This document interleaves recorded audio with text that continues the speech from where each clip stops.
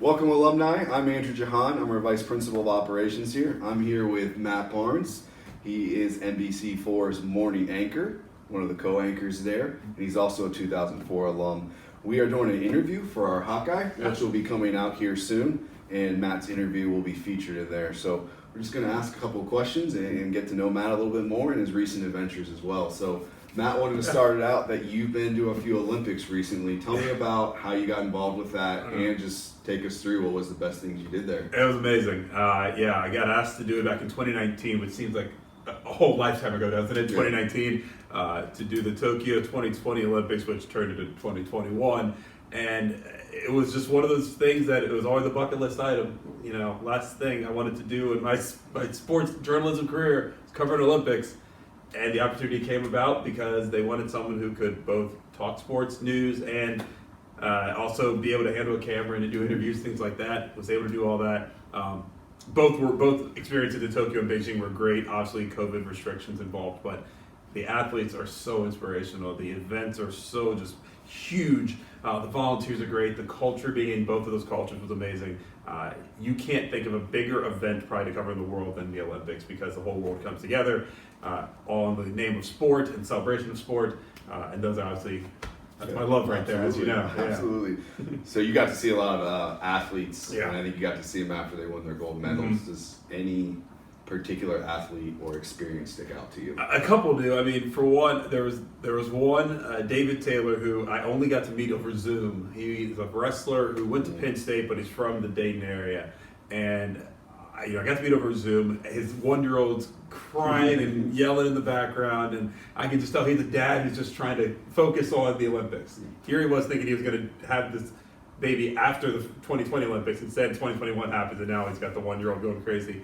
And to see him surprisingly win a gold medal in the last 3 seconds of his wrestling match, and then seeing him the next day, oh my gosh, like the smile on his face, and just knowing how hard I know he worked for that gold medal was everything. And then Erin Jackson, the speed skater in Beijing, first black woman to win a speed skating gold medal. I was in the actual arena when she did it, and just her reaction, and then seeing her the next day, she was so speechless. Her interview wasn't even good. Didn't matter because she just couldn't talk still. I think she was just wrapping her mind around the whole thing, and just knowing what she went through for considering all the way she was an inline skater. She hasn't learned the sport 5 years ago, and now she's the gold medalist. Come on, that's the stuff that makes you think, all right, I can do anything in the world if she can win a gold medal in 5 years. So yeah, I remember seeing the video of her learn how to skate first and then how she went and progressed too. So you're in the arena watching that, and I know media is supposed to have kind of a neutral stance. Are you cheering? Are you jumping up? Or are you just kind of? So I'll say I wasn't supposed to cheer, right? But as we were in the media kind of seating, which by the way we snuck into the arena, we weren't supposed to be there, but we were like, we're going in.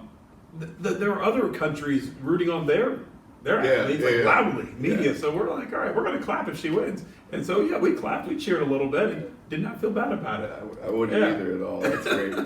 You mentioned your sports and now your morning anchor role. So I wanted to ask, because it's been a few years now, what prompted the switch from going from the sports? You're working nights. Remember?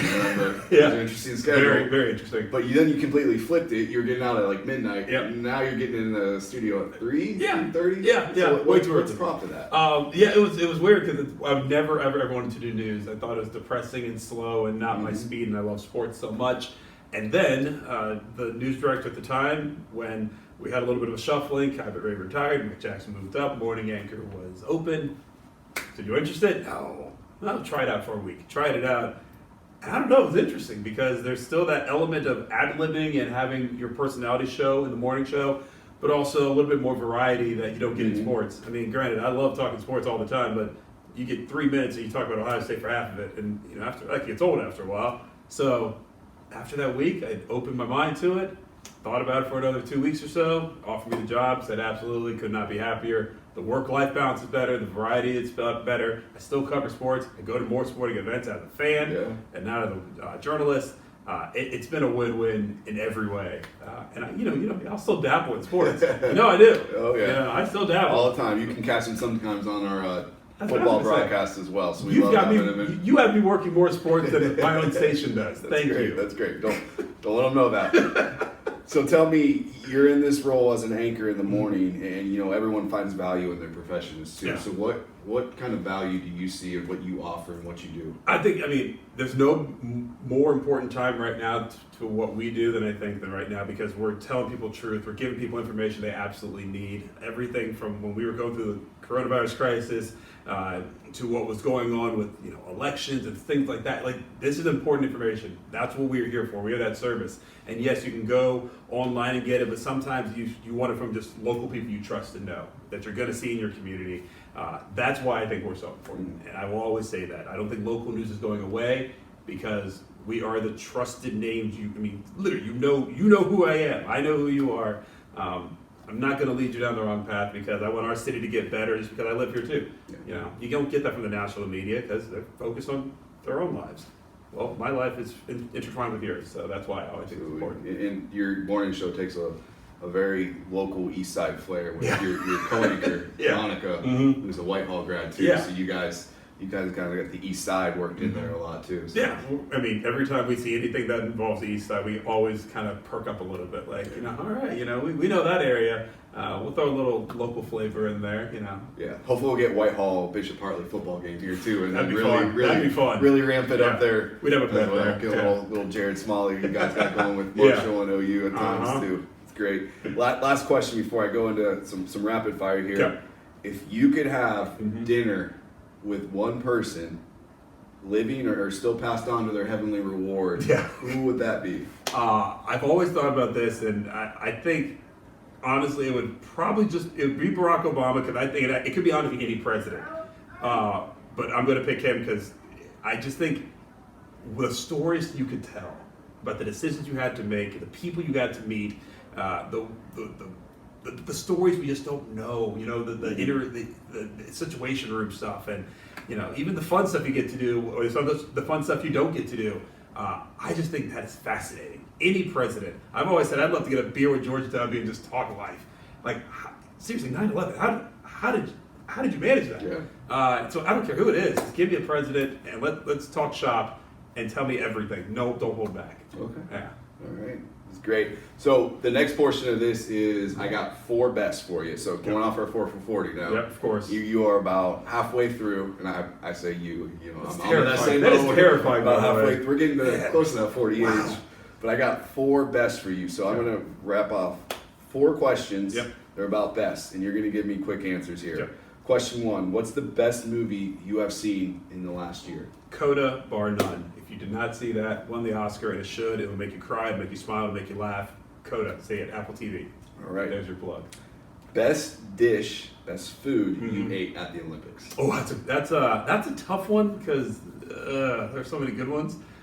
But the dumplings I had in Beijing, and they were just from the hotel restaurant. Oh, I mean, come on. I've never had better dumplings in my life. The ramen was pretty good too, though, in Japan. But give me the dumplings in Beijing, just a little bit better. Okay. Yeah. All right. Best teacher you had at Bishop Hartley. I knew you were going to ask that question. I don't want to offend anybody, because that's very, some of them might be watching.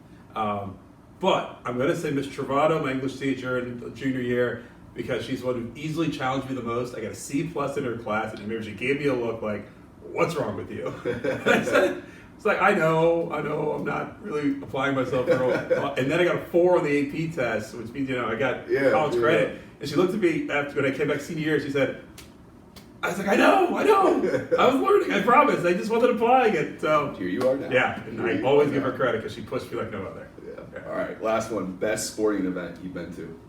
Oh, you know what's funny? I always say the best sporting event I've gone to was a loss.